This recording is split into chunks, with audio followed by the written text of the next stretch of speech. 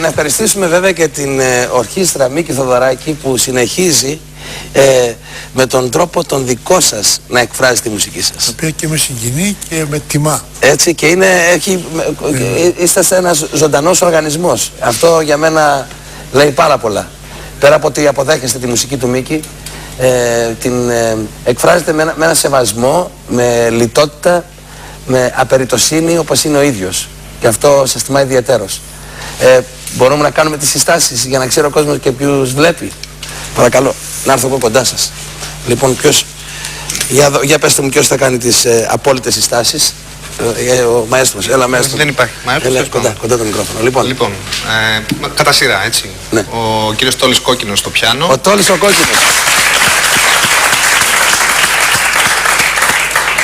Δημήτρης Παπαγγελίδης στην κιθάρα.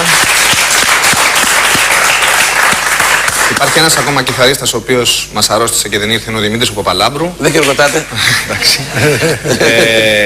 Είναι τα μπουζούκια ο Γιώργος Κοντογιάννης. Ο Γιώργος ο Κοντογιάννης.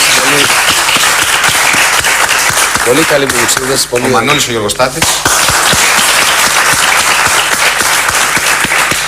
Τεό Λαζάρου στον μπάσο.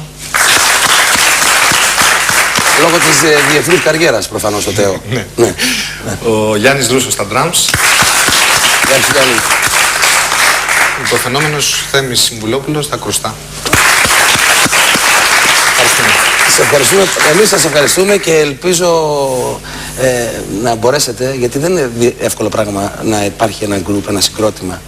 Έτσι. Να πω κάτι. Ναι, δεν είναι εύκολο πράγμα, είναι δύσκολο πράγμα. Άκουγα τον κύριο Μίκη πριν που έλεγε για τις πολλές ώρες που έκαναν πρόβες παλιά, όταν ήταν και εκείνος. Έχουμε περάσει και εμείς, και το ξέρει και ο ίδιος πια, ότι έχουμε περάσει απίστευτες ώρες και είναι ιδιαίτερη χαρά μας όταν είναι ο ίδιος μαζί μας, διότι μεταμορφωνόμαστε. Μόνο αυτό.